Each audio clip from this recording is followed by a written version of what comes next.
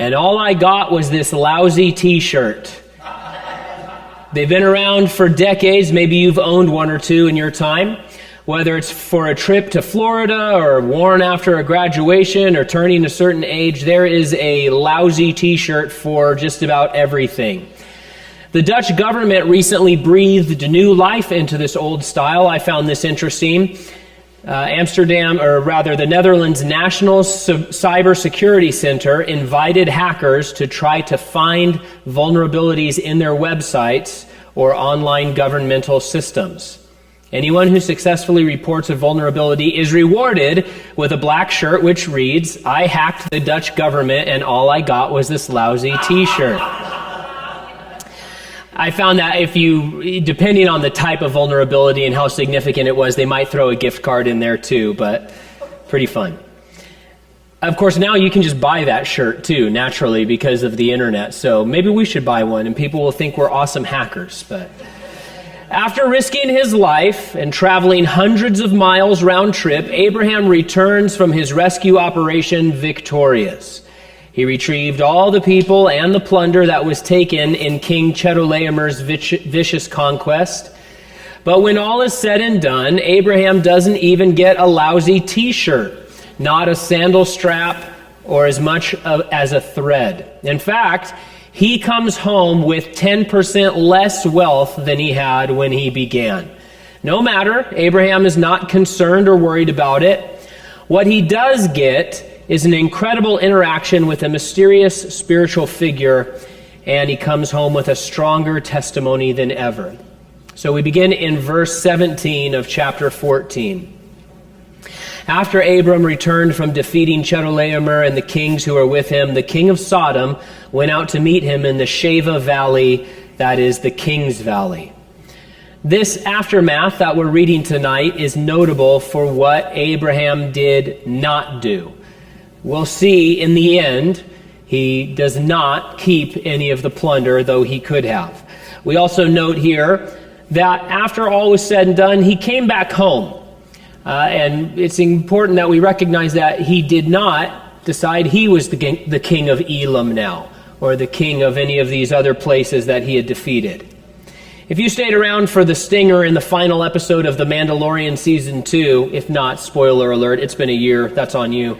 But if you stayed around, you saw the famous Boba Fett. He had finally clawed himself out of obscurity, fought his way into power, was victorious, and then there in that stinger, he sat himself on the throne of Jabba the Hutt, from which he will now rule, coming soon to Disney Plus, right? And so we see that and we see, oh yeah, he made it, and now it's his turn to be in charge of things. Abraham didn't do that. He went back to his life as a herdsman. Our culture likes to talk about leverage. There's lots of blog posts about it and YouTube videos about it and books about it. How to keep getting more for yourself, a greater position, greater wealth, greater influence. That stands in stark contrast to the life goals given by the Apostle Paul in the New Testament, where he tells us more than once, seek to lead a quiet life. And he says, mind your own business. To lead a quiet life and not think more highly of yourself than you ought to think. The meeting place that day was called the King's Valley. Now, we're not certain where exactly this was and if it was named for, the king of Sodom, or rather whether it was his purview. But the way that it's presented to us in the story, the king comes out to the King's Valley and they have this meeting there. We can't help but connect it there with King Bera of Sodom. And we have this image of the king in the King's Valley, and we have to ask ourselves, is that really your valley? It wasn't, not on a variety of levels. Number one, we know that land had been given by God to Abraham's descendants forever. But even though the king of Sodom wouldn't recognize that, there he stands in the King's Valley, and yet he had not been able to defend it. He was not able to defend his people. He could not secure the borders of his own kingdom when this other fighting force came in. And we'll find that one of the sub-themes of this passage is that all the world belongs to the Lord. He's the one in charge. It did then and it does now. The world belongs to the Lord. The earth is the Lord's and the fullness therein. Verse 18 says, Melchizedek, king of Salem, brought out bread and wine he was a priest to God Most High.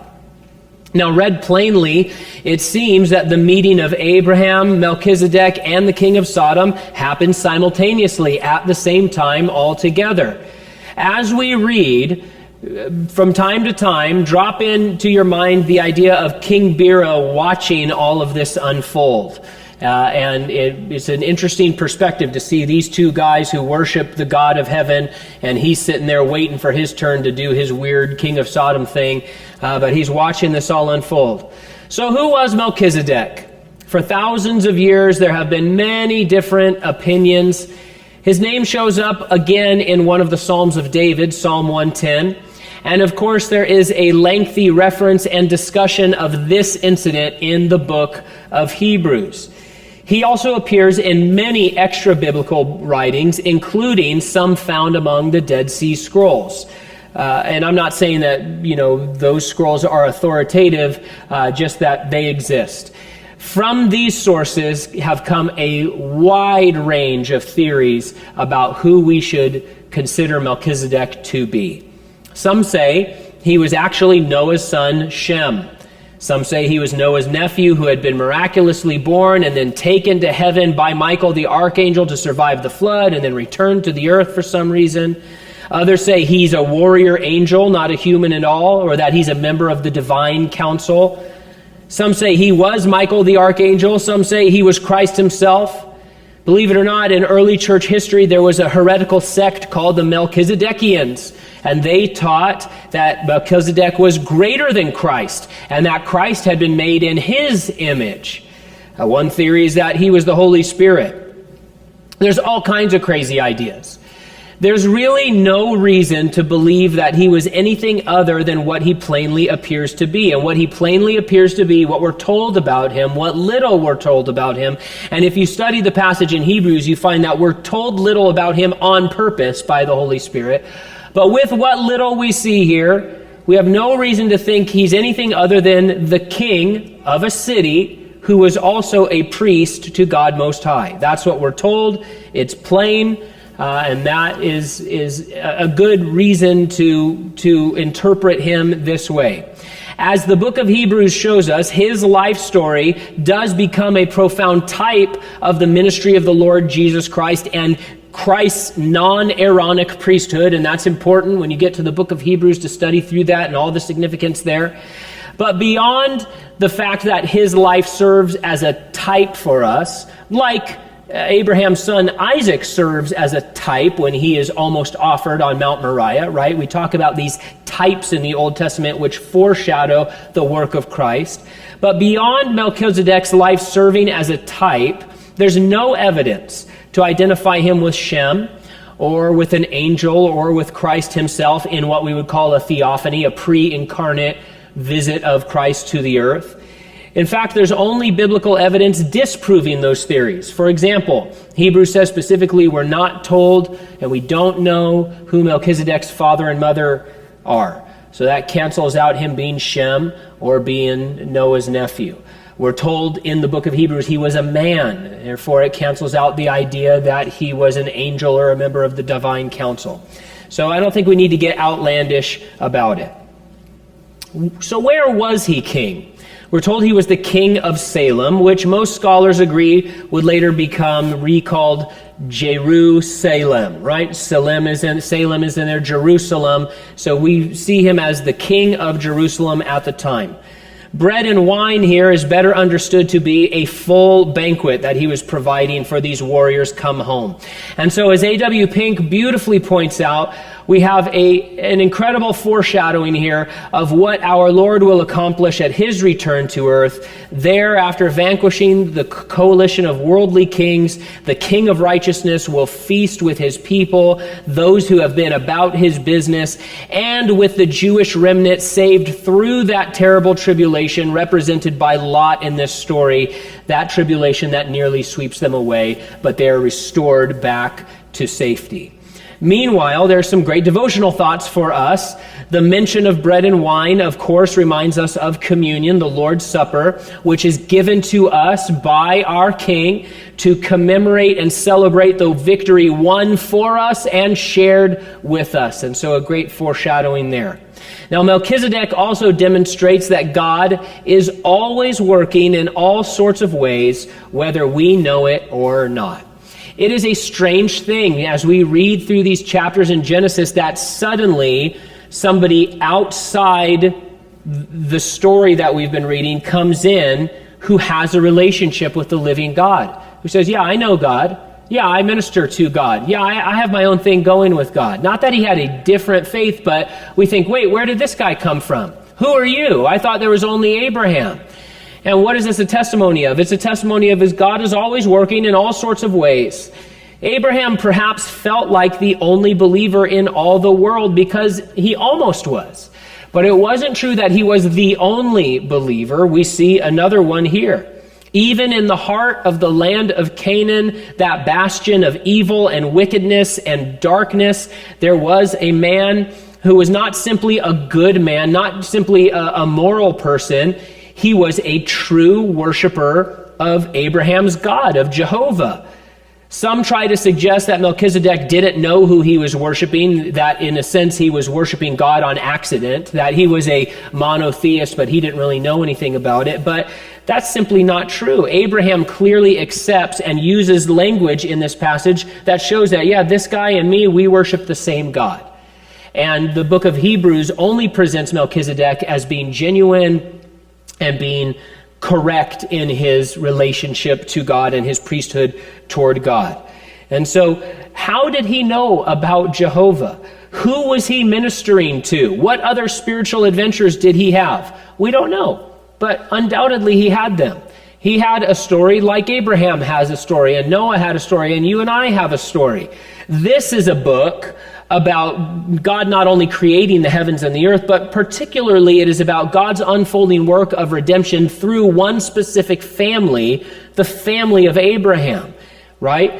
But this other stuff that we see little glimpses of what God was doing in the meantime. Meanwhile, back at the ranch, right? He was doing these other things because God wasn't like, oh, I only have enough energy and focus to work with one guy.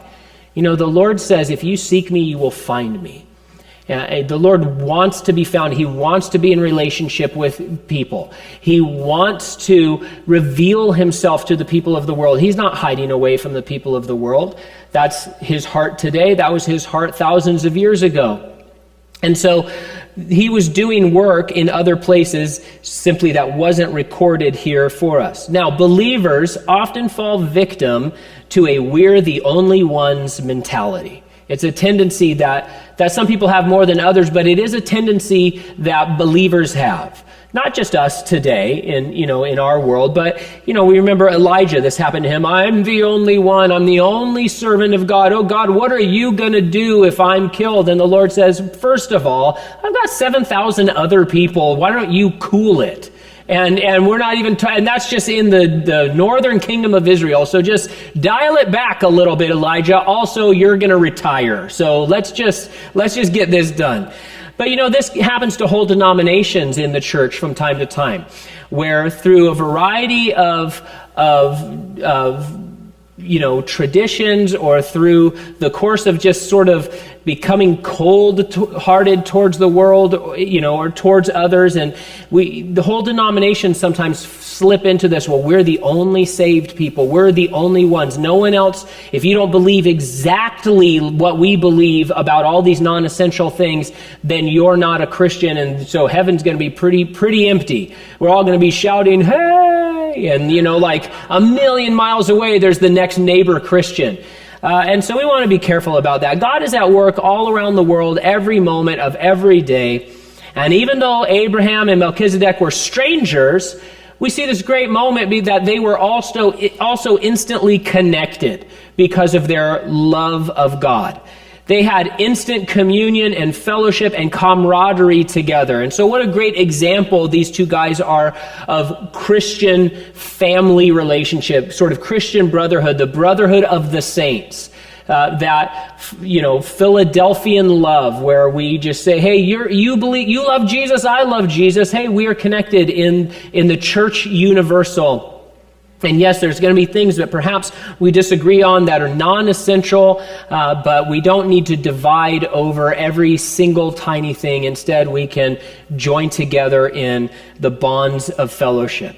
Verse 19 says, he, Melchizedek, blessed him, Abraham, and he said, Abraham is blessed by God Most High, creator of heaven and earth. So we don't know much about Melchizedek, but we do get a glimpse into his theology here, and we find that it lines up with what God has said so far in Genesis. He says, yeah, God was the creator. There's one God. He's God Most High. It all is consistent with what God has already said to us through the Holy Spirit in this book. God's revelation is consistent in all times and in all places. So what does this mean for, day-to-day life? What it means is this. When a person, for example, like Joseph Smith comes along and says, hey, I have a new revelation, and it stands in stark contradiction to what everyone has heard before, but go ahead and just take my word for it. When that happens, it's not from God. It just isn't. In fact, the Apostle Paul said it didn't matter what person told you that. It didn't matter if it was an apostle himself. It didn't matter if an angel from heaven tells you another gospel. If it is not a gospel that has been previously revealed through the scripture, he says, let that person be accursed. It's a lie. You don't believe it. You don't have to give it the time of day. There is one revelation from God, and it remains consistent forever. Melchizedek affirms that there is one God, that he is the creator God, that he created this universe. On top of that, the message of Melchizedek to Abraham, toward Abraham, is in line with what God had already said to Abraham as well. He didn't say, thus saith the Lord, and give some contradictory prophecy or statement, or say, I've heard from the Lord that you're going to own the land of Egypt, right? He didn't give him something that was contradictory to what God had told him. And so, like Abraham, we have been blessed by God. Believers receive an everlasting blessing. I mean, we receive all kinds of blessings, but specifically, we know that we receive an everlasting blessing, everlasting life in Jesus Christ. And we're told in the book of the Revelation that because of this blessing, the second death has no power over us. And as a result, we have now been called into God's priesthood. You can read about that in Revelation chapter 20. A major part of biblical priesthood is to do what Melchizedek does here, and that is he blessed somebody. He's blessing people. And that's a job that God has given us to do. The Bible says that if you're a Christian, you are now a member of God's royal priesthood. And part of biblical priesthood is to go and bless people. We bless others in the family of faith in a lot of ways, through encouragement and support and assistance and kindly affection. But also, very specifically, we are supposed to bless our enemies. Jesus talked about this multiple times. Peter and Paul also talk about it. All of those people, Jesus as our king, Peter and Paul through the inspiration of the Holy Spirit, all command us to bless those who persecute us. Not easy, not necessarily fun, but it's something that we have been commanded to do as priests of the Most High God. Now there's an important shade to all of this. Melchizedek was a priest to the Most High God, but Abraham did not have to go through him in order to have a relationship with God, right? Abraham already had a relationship with God. That didn't mean he didn't mean he put his hand in the face of Melchizedek and said, get away from me. I don't need to hear about your priesthood. I mean, they have this wonderful interaction together in this time where effectively it's like something like what we would call a church service almost, right? Where they're having this time together and this godly oriented conversation together. But Abraham did not have to go through this priest in order to have a relationship with God. And the reason is because the Lord already had a relationship with him. Now, of course, through the time of the Mosaic law, God would establish a priesthood for a lot of different reasons.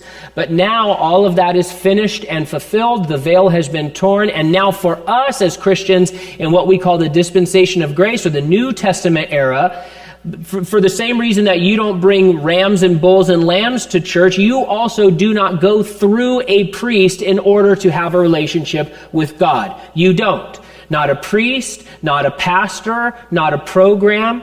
You have unrestricted access to the throne room of God, because there is now one mediator between God and mankind, and that is the man Christ Jesus. That's what the Bible says. And so the idea that any believer or any person who wants to, become a Christian, the idea that they have to go through a priest or go through a pastor in order to gain access to God is not biblical. It's just not. Now, at the same time, we function as priests, not saying that, I stand between God and people, and that if they don't come through me, they can't know God, but that we represent God to people, and we bring people to God, and we bless them, and we help explain things to them, and we do all of these different functions that we see priests doing in the Bible, but people don't come through you to access God. You can show them the way. You can preach the gospel to them. You can explain to them the truth that has been revealed in the Scripture. But you don't have to go to a priest to have your sins forgiven. You don't have to go to a priest to receive the truth of God. You don't have to go to a pastor to get access to God. He has thrown his home and his temple wide open to anyone who will come in and sup with him. I think we're all on board with that. Verse 20. And blessed be God Most High, who has handed over your enemies to you. And Abram gave him 1/10 of everything. Though Melchizedek had not been involved in this fight, he knew all about the battle Abraham had fought. God is mindful of all your struggles and all of your difficulties. He has not forgotten them. He has not forgotten you. So we kind of look at this and we say, how does he know about any of this? He wasn't involved, and we don't know. We don't know if he had a word of knowledge, or we don't know how the mechanics of this worked. But what do we see? We see this representative of God, who is a type of the kind of priesthood that Jesus Christ has for us.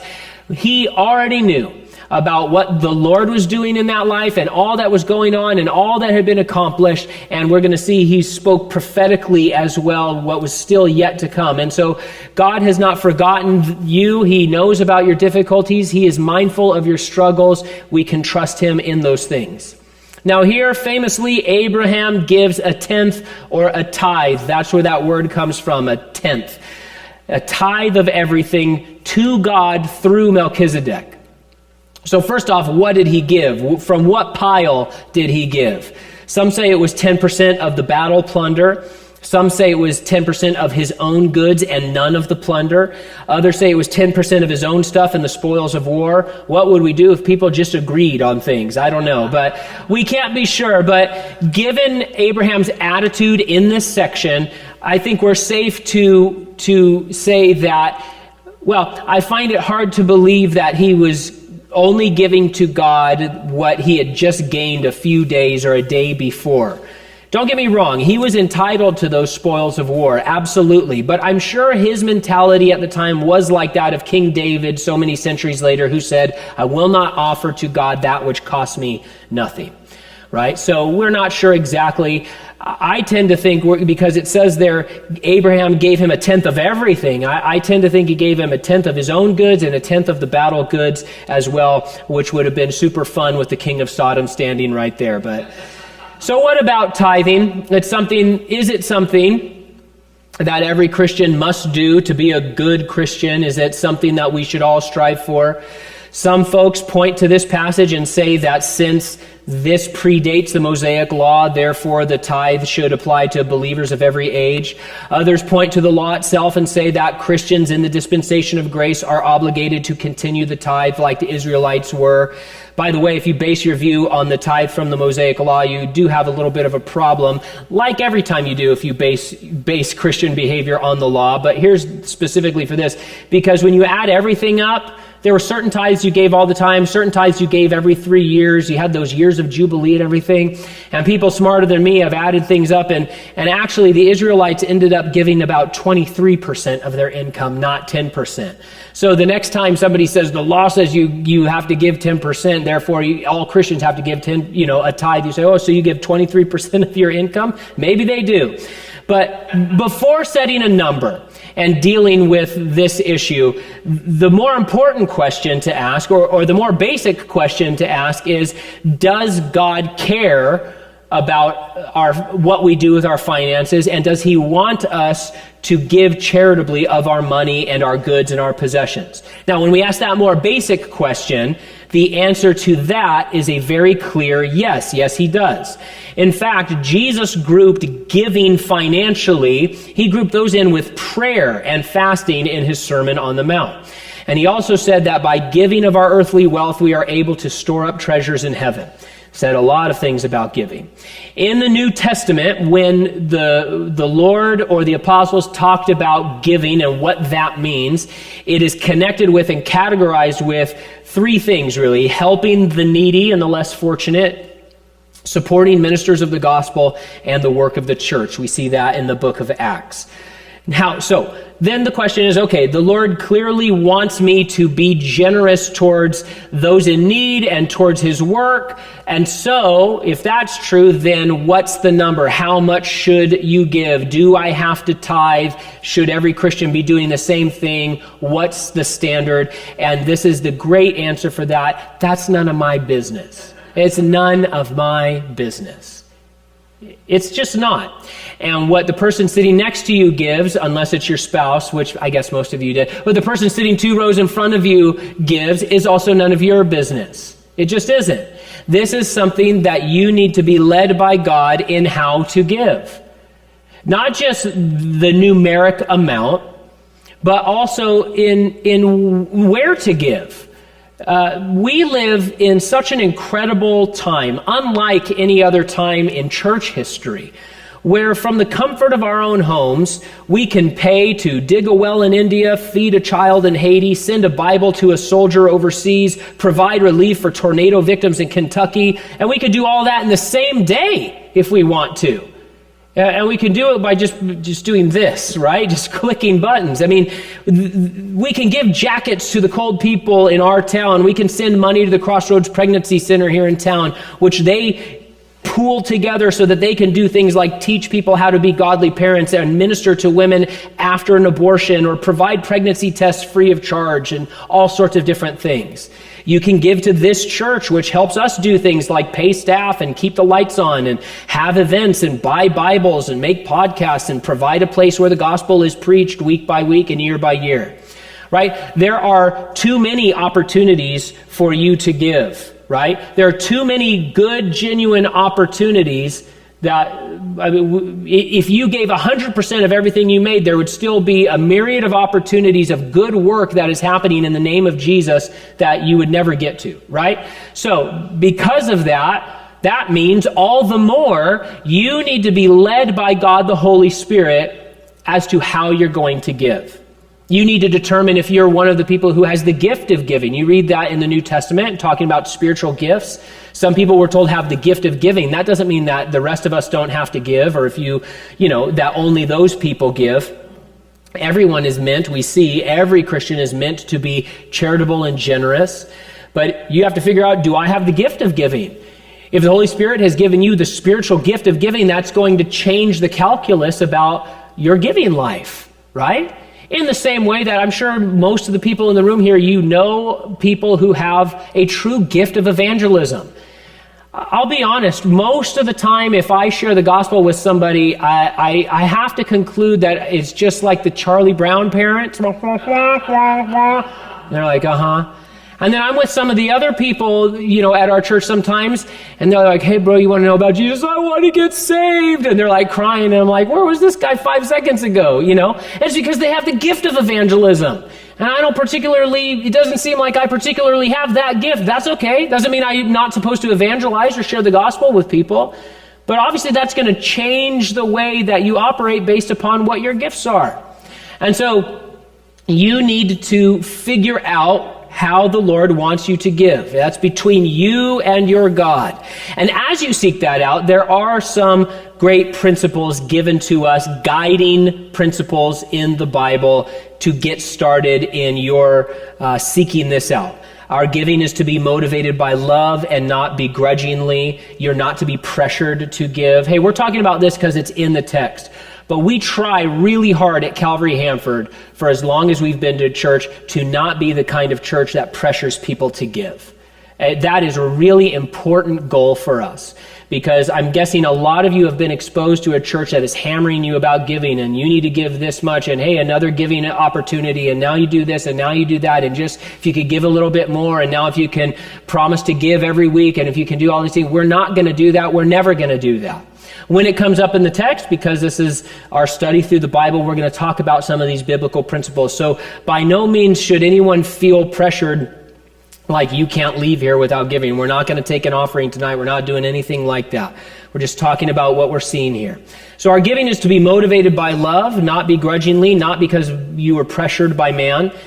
And because of that, we would say that our goal should not be how little can I get away with, but how much will the Lord allow me to give to his work. Next, we're told that our giving should be private, it should be regular, it should be sacrificial, and it should be cheerfully done. You can study these things more in detail and more specifically in 2 Corinthians chapter 9 and Matthew chapter 6. Verse 21 continues our story. Then the king of Sodom said to Abram, give me the people, but take the possessions for yourself. So the meeting is broken up here, it seems, by the impatience of Bera, the king of Sodom. If you holy rollers are done with your little, your whatever you're doing over here, let's get down to business. I got my stuff that I want to have, and I want my people and that kind of thing. There's no thank you. There's no acknowledgement of the greatness of Abraham's God. There's no humility at all. Instead, though he was a yellow-bellied, vanquished, defeated despot, he tries to command Abraham in what to do, setting the terms and suggesting that he's the one that owns everything. It's not true, though. Now, this is what we should expect from the kings of this world. Man, what arrogance and hard-heartedness is on display here. Bera here, the king of Sodom, had, after all, abandoned these people to enslavement and death. What are we seeing? He started the fight. Remember? They rebelled against Chedorlaomer. They said, we don't want to pay this guy tribute anymore. We're going to fight against him. Chedorlaomer came down and wiped them out. And what do we see? We see that when the going got tough, King Bera retreated back to his palace. All his people were taken away, and he only came out once someone else had done his job for him.